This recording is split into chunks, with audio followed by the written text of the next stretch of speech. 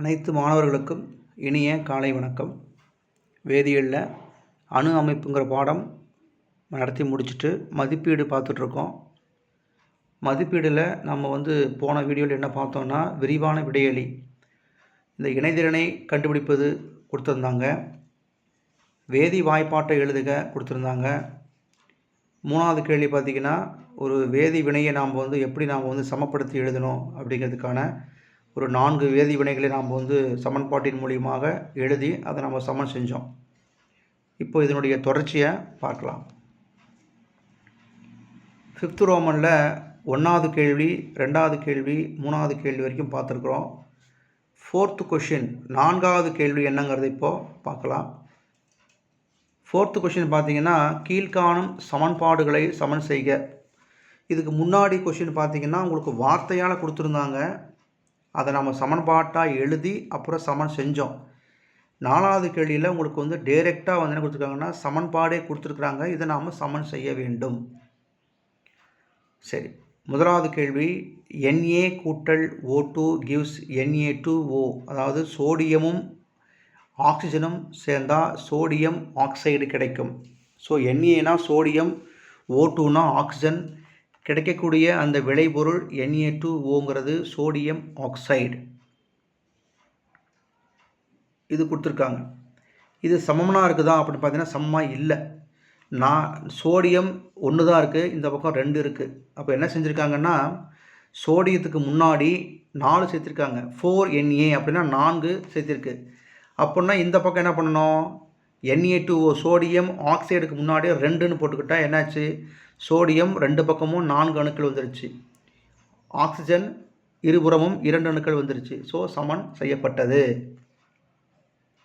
அடுத்த கேள்வி, கால்சியம் கூட்டல் N2 நைட்ரஜன். கால்சியமும் நைட்ரஜனும் சேர்ந்தால் இந்த கால்சியம் நைட்ரேட்னு சொல்லக்கூடிய ஒரு வேதிப்பொருள் கிடைக்குது. சமமாக இருக்குதான்னா சமமாக இல்லை. கால்சியம் 1 அணு தான் இருக்குது, கால்சியம் அங்கே 3 அணுக்கள் இருக்குது.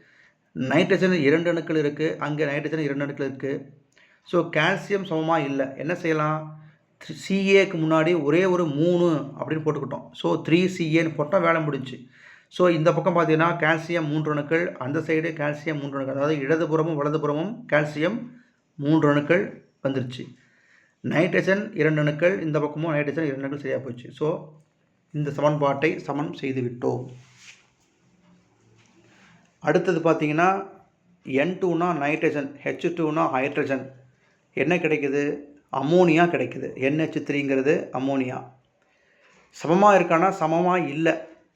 ஏன்னா நைட்ரஜன் இந்த பக்கம் 2 அணுக்கள், அங்கே 1 அணு தான் இருக்குது.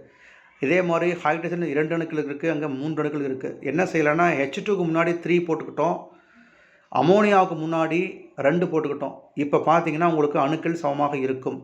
இடதுபுறத்தில் நைட்ரஜன் 2 அணுக்கள், வலதுபுறத்தில் நைட்ரஜன் 2 அணுக்கள். இடதுபுறத்தில் 3 6 ஹைட்ரஜன் 6 அணுக்கள், அங்கேயும் பார்த்தீங்கன்னா 3 6 ஹைட்ரஜன் அணுக்கள். ஸோ சமன் செய்யப்பட்டது. அடுத்தது பார்த்திங்கன்னா, கால்சியம் கார்பனேட் CaCO3ங்கிறது calcium carbonate plus hydrochloric acid HCl hydrogen குளோரைடுன்னு சொல்லுவோம். இது ரெண்டும் சேர்ந்து என்ன கிடைக்குது, calcium chloride CaCl2 calcium chloride கிடைக்குது. CO2னா கார்பன் டை ஆக்சைடு கிடைக்குது. H2Oனா நீர் மூலக்கூறு உருவாகுது. சமமாக இருக்குதானா சமமாக இல்லை. கரெக்டாக இருக்குதா பாருங்கள். எங்கே கரெக்டாக இருக்குது, கால்சியம் 2 பக்கமும் கரெக்டாக இருக்குது. கார்பன் பார்த்திங்கன்னா ஒரு கார்பன் இருக்குது, அங்கேயும் ஒரு கார்பன் தான் இருக்குது. ஆக்சிஜனை பார்த்திங்கன்னா இந்த பக்கம் 3 இருக்குது, அந்த சைடு பார்த்திங்கன்னா 2, CO2வில் ஒரு 2 இருக்குது, H2Oவில் 1 இருக்குது, மொத்தம் 3 சரியாக போச்சு. அப்போ எது சமமாக இல்லை அப்படின்னா, குளோரின் சமமாக இல்லை. அப்போ என்ன செய்யலாம், HClக்கு முன்னாடி 2 அப்படின்னு போட்டுக்கிட்டோம்னா ஹைட்ரஜனும் சமமாகிடுச்சு, குளோரினும் சமமாகிடுச்சு. 2 ஹைட்ரஜனுக்கு 2 அணுக்கள், குளோரினுக்கு 2 அணுக்கள் சரியாக போயிடுச்சு. ஸோ சமப்படுத்தி விட்டது. லாஸ்ட் பாருங்கள், PbNO3 ட்வைஸ் லெட் நைட்ரேட் என்ன கிடைக்குது அப்படின்னா, PbO லெட் ஆக்சைடு காரிய ஆக்சைடு சொல்லுவோம், NO2 nitrogen di oxide plus O2 oxygen release ஆகுது. சமமாக இருக்குதா அப்படின்னா சமமாக இல்லை. ஆக்சிஜன் பார்த்திங்கன்னா சமமாக இருக்காது. அப்போது இங்கே வந்து PbNO3 ட்வைஸுக்கு முன்னாடி ஒரே ஒரு 2 அப்படின்னு சொல்லிட்டு ஆட் பண்ணியிருக்காங்க. அப்படின்னு என்ன அர்த்தம்? Pb2 வந்துருச்சு. அந்த பக்கமும் பார்த்திங்கன்னா 2 PbO பக்கத்தில் காரியம் ஆக்சைடு பக்கத்தில் நம்ம வந்து 2ன்னு போட்டாகணும். இப்போ வந்து இந்த பக்கம் பார்த்திங்கன்னா ஆக்சிஜன் பார்த்திங்கன்னா எவ்வளோ வருது? 12. இந்த பக்கம் பார்த்திங்கன்னா NO2க்கு முன்னாடி அப்போது 4ன்னு போட்டாகணும். இப்போ நைட்ரஜன் பார்த்திங்கன்னா உங்களுக்கு எத்தனை ஆயிடுச்சு? 4 ஆகிடுச்சு. அதனால் 4 போட்டாகணும். ஸோ நைட்ரஜன் 4, அப்போது 4 2 8 ஆக்சிஜன் ஆகிடுச்சு. 8 2 10 12 சரியாக போச்சு. ஸோ இந்த மாதிரி அணுக்களை வந்து நம்ம வலதுபுறமும் இடதுபுறமும் என்ன செய்யணும்? முதல்ல எத்தனை அணுக்கள் இருக்கிறது, எதை சமப்படுத்த வேண்டும்ங்கிறத நம்ம தனித்தனியாக எழுதி பார்த்து செய்யணும். இந்த மாதிரி சமன்பாடுகளை நம்ம வந்து சமன் செய்ய பழகிக்குங்க. எழுதி பாருங்கள். இங்கே சொன்ன மாதிரி முதல்ல வந்து வேதி வினைகளை முதல்ல எழுதுங்க. அணுக்கள் 2 பக்கமும் இல்லை, வலதுபுறம் எத்தனை இருக்குது, இடதுபுறம் எத்தனை இருக்குங்கிறது முன்னே எழுதுங்க. அப்போ நம்ம எதை நாம் வந்து எந்த பக்கம் நம்ம எண்ணிக்கையை நம்ம வந்து அதிகரிக்கணுமா குறைக்கணுமாங்கிறத பார்க்கணும். ஸோ இந்த மாதிரி சமன்பாடுகளை நம்ம சமன் செய்ய கற்றுக்கணும். அடுத்தது 6th ரோமன் உயர் சிந்தனை வினாக்கள். ஓர் எடை குறைந்த சக்கரத்தை எதிர்மின்வாய் வரும் பாதையில் நம்ம வச்சோம்னா சக்கரம் சுழல்கிறது ஏன் அப்படின்னா, வரக்கூடிய அந்த எதிர்மின்வாய் கதிர்களுக்கு வந்து என்ன சொல்கிறது, நிறை ஆற்றல் இருக்குது. ரெண்டுமே இருக்கிறனால தான் இயக்காற்றல், நிறையும் இருக்கிறது, இயக்காற்றல் இருக்கிறதுங்கிறது தான் அர்த்தம். ஒரு எடை குறைந்த சக்கரத்தை எதிர்மின்வாய் ஒரு பாதையில் வைக்கும்போது சக்கரம் சுழல்கிறது ஏன் அப்படின்னா, அந்த லாஸ்ட் பாயிண்ட் தான். எதிர்மின்வாய் கதிரினுடைய சிறிய துகள்கள் நிறையும் ஆற்றலையும் பெற்று, ஆற்றல்னா இங்கே வந்து இயக்காற்றலை பெற்றிருக்கிறது, அதனால தான் சுத்த வைக்குது. அப்போ நிறை இருக்குது, வரக்கூடிய அந்த எதிர்மின்வாய் கதிர்களுக்கு நிறை இருக்குதுங்கிறது தான் அர்த்தம். எலக்ட்ரான்கள் எதிர் மின்னோட்டம் கொண்டவை அப்படிங்கிறது எவ்வாறு நிரூபிப்பாய்? ஜே தாம்சன் எதிர்மின்வாய் கதிர் சோதனையின் மூலம் எலக்ட்ரானினுடைய மின்னோட்டத்தை கண்டறிந்தார். சரி, அவர் தான் கண்டுபிடிச்சார்.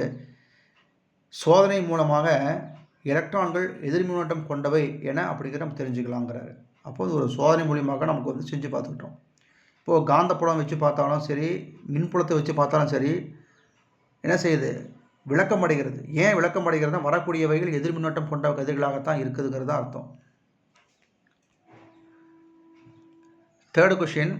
ருத்ரேஷ், ஹரி, கனிஷ்கா மற்றும் தாஹிரா முறையே கிணறு, ஆறு, குளம் மற்றும் நிலத்தடி நீரை சேகரித்து அந்த நீர் மாதிரிகளை ஆய்வுக்கூடத்திற்கு அனுப்பினர். அவற்றின் ஆய்வு முடிவுகளின்படி அவை அனைத்திலும் ஹைட்ரஜன் மற்றும் ஆக்சிஜன் 1:8 என்ற விதத்தில் இருக்குது. அப்போது 4 பேர் 4 இடத்துலேருந்து தண்ணியை சேகரிக்கிறாங்க, ஆய்வகத்துக்கு அனுப்புகிறாங்க. 4 இடத்துல சேகரித்த அந்த வாட்டரில், நீரில் பார்த்திங்கன்னா அதனுடைய ஹைட்ரஜன் ஆக்சிஜனுடைய நிறை விகிதம் 1:8 தான் இருக்குதுங்கிறத சோதனையினுடைய முடிவு சொல்லியிருக்கு. இதிலேருந்து நாம் என்ன தெரிஞ்சுக்கலான்னு கேட்குறாங்க. பல்வேறு மூலங்கள் அப்படின்னு சொல்லக்கூடியது கிணறு, ஆறு, குளம், நிலத்தடி நீர். நாம் நீரை பெற்றாலும் அந்த நீரில் ஹைட்ரஜன் மற்றும் ஆக்சிஜனுடைய நிறை விகிதம் எப்பொழுதுமே 1:8 என்ற விகிதத்தில் தான் இருக்கும் அப்படிங்கிறது நம்ம தெரிஞ்சுக்கிட்டோம். அதில் ஒரு கேள்வி கேட்டுருக்கலாம், இது எந்த வேதி சேர்க்கை விதி? 4 வேதி சேர்க்கை விதிகளில் 2 விதி தான் பார்த்துருக்கோம். ஒன்று பொருண்மை அழியா விதி, இன்னொன்று மாறா விகித விதி. இங்கே விகிதங்கள் சமமாக இருக்குன்னு சொன்னாவே நமக்கு என்ன வரணும்? மாறா விகித விதிக்கு உட்பட்டது. அது பேர் என்னது? மாறா விகித விதிக்கு உட்பட்டது. வெரி முக்கியமான ஒரு 2 மார்க் கேள்வி கேட்பாங்க, ரொம்ப ஈஸியான கேள்வி. இதோடு நமக்கு வந்து இந்த பாடத்தினுடைய மதிப்பீடு முழுமையாக முடிந்துவிட்டது. நல்லா படிங்க. இந்த வேதி வினைகளை சமன் செய்யக்கூடிய இந்த சமன்பாட்டு 3வது கேள்வியை 4வது கேள்வி என்ன செய்றீங்க? எழுதி பார்த்தா மட்டும்தான் நமக்கு வந்து புரியும். ஸோ இதனுடைய தொடர்ச்சி நம்ம அடுத்த வகுப்பில் பார்க்கலாம். நன்றி.